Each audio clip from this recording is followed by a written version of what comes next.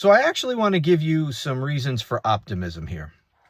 You know, with everything bad that's going on, and it's friggin' bad, I think there are reasons to believe that things are going to end very badly for MAGA and for Donald Trump.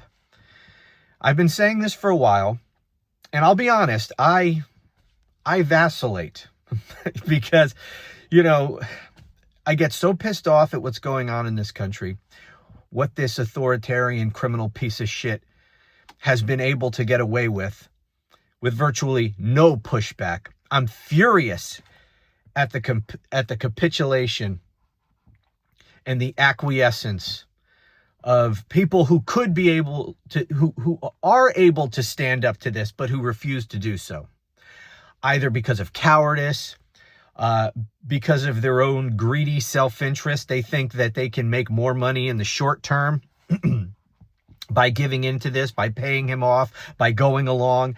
I get so damn furious. And I see what you see. I see us losing this republic. And so I vacillate between what today I'm feeling as a guarded, sort of cautious optimism, and what I sometimes feel, which is more like a fatalism, like we're just fucked. But on balance, when I really step back, and when I tend to feel the most fatalistic is when I'm just immersed in it, and I'm reading this, I'm watching it, you know, I'm preparing for these videos, and I spend way too much time immersing myself in the day-to-day politics. When I step back and I think about this more sort of big picture, that's when I feel a little bit more optimistic. And that's how I feel more often than not. And I want to give you an example today of what I'm talking about. I'm going to be talking about this a lot more. But today I was, going through the news and everything, and I came across a couple of video clips from some MAGAs. And I've seen a bunch on social media where some of these MAGAs aren't down for this authoritarianism, this dictatorship. You ever do that where you have two words in your mind at the same time and you decide to go with one, but it comes out as a blending of the both of them? So I was just thinking about authoritarianism and dictatorship, and it came out authoritarianship or something. Anyway, so I'm seeing these MAGAs, and I've been seeing it more and more frequently. Specifically here, I saw a clip of Megyn Kelly railing against what happened, what Donald Trump's authoritarian regime just did to Jimmy Kimmel. And she's totally opposed to it. She was going off on it. You know, she was saying how this is unconstitutional. Hate speech isn't a thing. You can't, the government can't take action, can't punish people for speech. They can't tell companies that they need to fire their employees because they don't like the speech. And that even if it wasn't unconstitutional, which it very clearly is, that conservatives aren't supposed to support that to begin with. And about 5 minutes ago, they were all telling us they didn't. I mean, you saw there have been tweets have resurfaced in the last couple days from Charlie Kirk talking about there's no such thing as hate speech. The government can't punish people for hate speech. They all have said this. Even Brendan Carr, the little fascist chair of the FCC, who's the one who did this, it wasn't all that long ago that he was railing against hate speech and that government can't punish people for their speech. So they've all flipped on a dime on all of this. But Megyn Kelly wasn't going along, and she had a panel of guests who agreed with her. And she's not the only one. I've seen a lot of people in MAGA World saying that this is not good. They don't agree with this. This is terrible. And it's not just about this issue. I've seen actually Megyn Kelly rail against Trump's authoritarianism in other respects too. Specifically, his threat to send the military into Chicago. And she was saying, this is illegal. This is unconstitutional. This is authoritarianism. You can't use the military for this purpose. And please, she was pleading with Trump.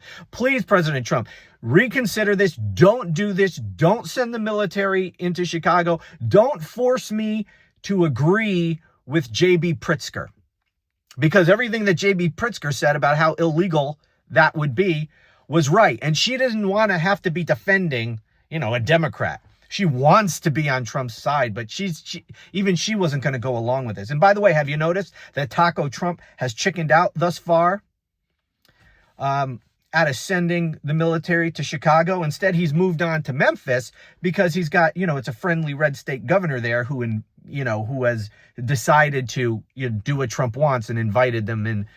The military into Memphis. Although I read for you the executive order on this. He's not actually sending the military in. He's saying he's doing that, but so far he's not sending the military in. All the executive order did was to create a joint federal state task force to come up with ways to fight crime in Memphis. But he's out saying he's sending the military into Memphis. So far that hasn't happened. Anyway, I'm getting off my point here. But it's not just Megyn Kelly. I saw someone from Barstool Sports, or is that what it's called? This is one of those, Barstool with Dave Portnoy and those guys. They are very much of this podcast bro culture. A lot of these guys who went all in for Trump in the last election, but are really typically not all that political. And they're not part of the cult. They just decided for whatever reason to get involved with politics in this last election and to support Donald Trump. And I think a lot of that had to do with just abject sexism and maybe some racism too. They didn't want to see a female president. We're tough podcast bros and only men should be president kind of bullshit. I think that more than anything else is why they went in, all in on Trump in the last election. But it's not because they were part of the cult, a lot of them. And they have been turning on Trump. The Joe Rogans of the world. And I saw this podcast on the Barstool fucking Sports Network or whatever. It wasn't Portnoy. It was one of these other guys. But he was saying that Republicans and these MAGAs in the hard right are proving now that they are pussies. Pardon my language, that's what he said. That they are the biggest pussies ever, I believe is what he said. That they want to shut people down and take them off the air if they say anything they don't like. Total snowflakes.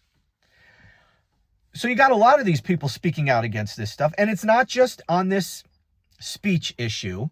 Remember a couple weeks ago, Donald Trump floated that trial balloon that he was thinking about declaring all transgender people mentally ill and to essentially do an executive order to strip them of their Second Amendment rights. Remember that? Well, there was a lot of pushback on the right over that, including from the NRA. And there was other things too.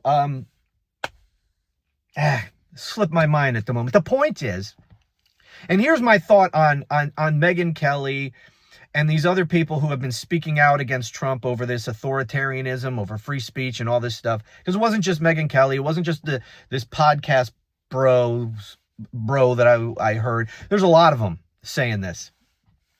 And they understand, at least not the fucking idiots, they understand that this could easily be turned against them one day. They understand the slippery slope, at least to some degree, some of them.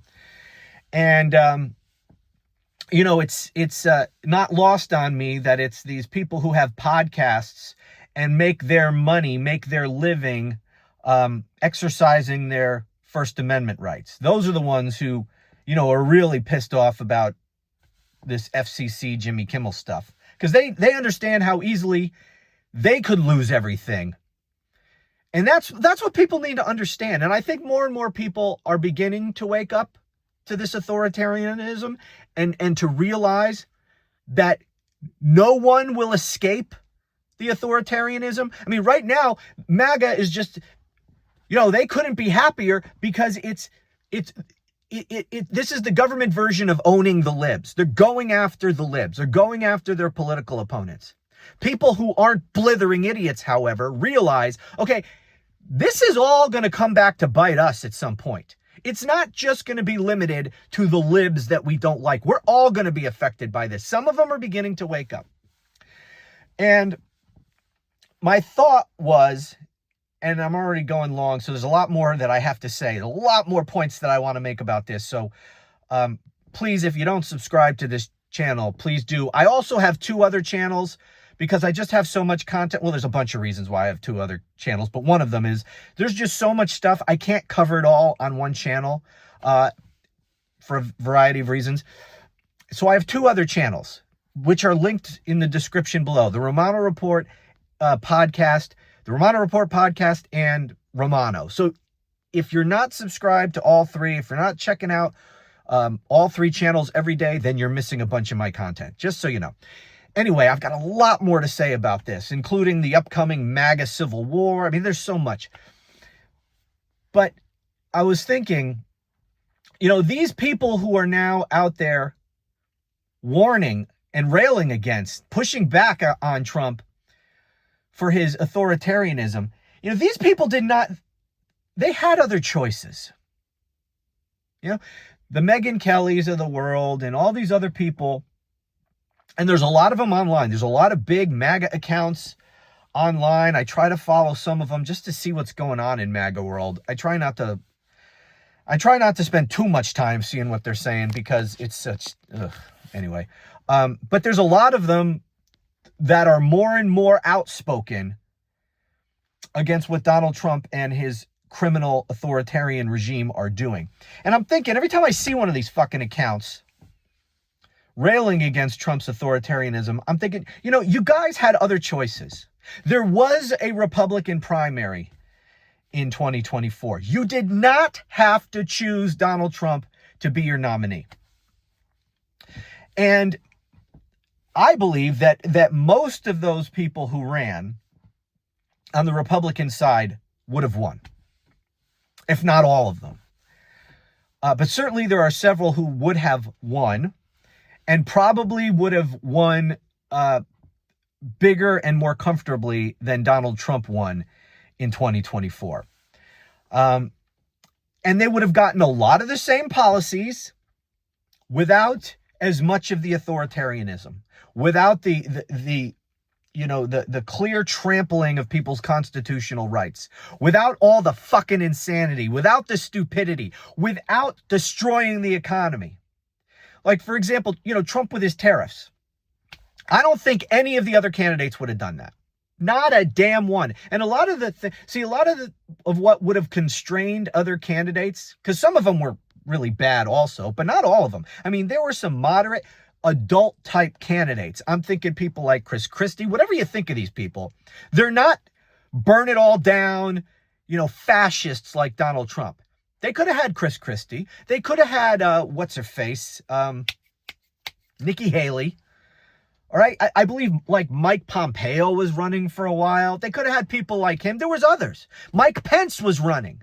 There were several candidates who could have given them a lot of the policies that they're getting, but without the authoritarian excess that we're seeing now, that is turning the American people against this fascist Trump regime. And if, I don't think any of them would have done these tariffs. And what I was saying about them being constrained, the media wouldn't be afraid to go after and accurately report on those other candidates the way they are against Donald Trump. Donald Trump gets away with shit that no one else would have gotten away with, including all these other Republicans. And none of them would have done these tariffs. They wouldn't even have gotten away with it if they tried. Congress wouldn't have put up with it if Chris Christie tried to do it, but Chris Christie wouldn't have tried to do it. None of them would have tried to do it. So the economy wouldn't be trashed. And you know what? If Trump could have if he just came in and did nothing and just spent all his time playing golf, the economy would be doing great right now. It was the best in the world at the time and doing better every single day. If Trump came in and just did nothing and just took credit for the booming economy and not, try to punish enemies and be motivated by vengeance, he'd be riding high in the polls probably right now, and he'd just spend all his days, just playing golf. But no, instead he's crashing and burning everything. Anyway, these other candidates probably would be, if they had been nominated by Republicans, they probably would have won the election, and they probably would not have done to the economy what Trump is doing, and the economy would be doing great, and they'd be riding high in the polls right now. And they wouldn't be doing most of this authoritarian shit. They wouldn't be making an ass of themselves every single fucking day on social media and pissing off this group and then that group. And Trump is not adding to his base of support. He's doing nothing to add to it. Now, he's not losing his hardcore followers, but he's losing group by group by group, little by little by little. He's not adding at all. He's not gaining any support. And the polls all bear this out. The point is, all of these fucking people like Megyn Kelly and the podcast bros who are turning on him, and, various other people who are warning about the Trump authoritarianism, you didn't have to nominate a fucking 34-time convicted felon who was under 3 other indictments, who had been found liable for sexually abusing a woman, who had been found liable for massive business fraud to the point that he can't even do business in New York because he's prohibited by law from doing so. You didn't have to vote for a guy who tried to overthrow the republic, when he lost an election. You had other choices. You could have gotten many of the same policies without all of this shit.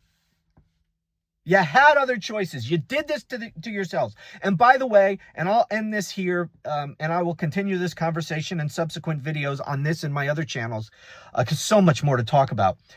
But I believe that what Trump is doing and what Republicans are doing and just going along with all this, they're destroying themselves. I think there's going to be a huge backlash. I think that the most likely scenario is that there's going to be a bloodbath for Republicans politically speaking in the midterm elections. And I know some of you are thinking, oh, he's going to rig them. Oh, I think he's going to try. But I think that the wave of opposition that is going to come to the polls to vote Republicans out of office is going to be so huge that he's not going to be able to rig those elections. There was a book, ironically written, I believe, by Hugh Hewitt back in the early 2000s. This Trump humper, Hugh Hewitt. I believe the title of the book was, If It's Not Close, They Can't Cheat. Ironically, he was talking about Democrats cheating in elections, but he explained how if it's not close, they can't cheat. If we win big enough, there's nothing they can do to cheat. Not that there's any evidence of Democrat vote rigging at any time, but this was the premise of his book, which I largely agree with, except flip it around. and this is why I think Donald Trump's efforts to rig the 2026 midterms aren't going to be successful, because I don't think it's going to even be close. And he can only cheat at the margins. And I believe.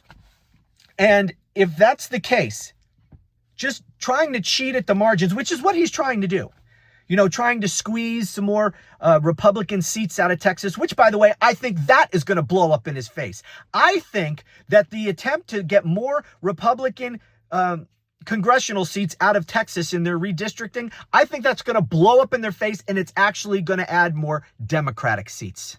That's what I think is going to happen. I got evidence to bear that out, which I'm going to talk about later. But the point is, I think the election's not going to be close. Trump's attempt to rig the election is going to fail. Republicans are destroying themselves because they nominated this guy, because they pinned all their future political hopes on this guy. They just gave him the reins to the whole fucking thing, and they said, you could do whatever you want, and we'll just go along with you. That was a choice. They didn't have to do that. They could have said, you know what?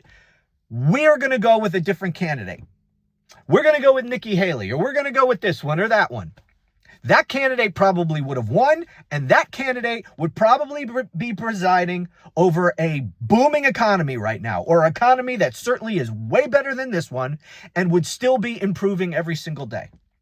Republicans would probably not be headed toward electoral defeat in the midterm elections. The entire political landscape would be completely different and much, much better for Republicans had they chosen the responsible path of not nominating a fucking criminal insurrectionist. But they chose this, and they are destroying themselves as a result. That's what I think history is going to show. Looking back on this, that's what I think will happen.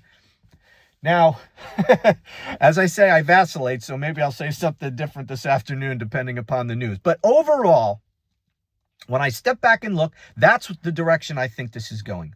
I think things are going to get worse because Trump is still president. But the worse things get and the more dictatorial he becomes, I think the bigger the backlash is going to be. And while in the short term, things might get really, really, really bad, I think in the long term, the backlash is going to be such that we have the real opportunity to rid ourselves. I'm all excited as I'm talking over myself here. We will have the opportunity to rid ourselves of this MAGA cancer. That's what I think. At least it's not necessarily a prediction. I don't do that anymore. I can't fucking predict. But that is my sense. I think that is a real possibility here. So as bad as things look, I think there's going to be a backlash, and I think you can see evidence of that backlash. And we're only 7-8 months into this, and Trump is already losing people in MAGA world over his authoritarianism and his incompetence, and his destroying the economy. And it's only going to get worse for him, and it's only going to get worse for MAGA. And anything bad for Trump and bad for MAGA is good for America. So, I don't know. We'll see. I'm just telling you, I understand things are bad. Things are likely to get much worse.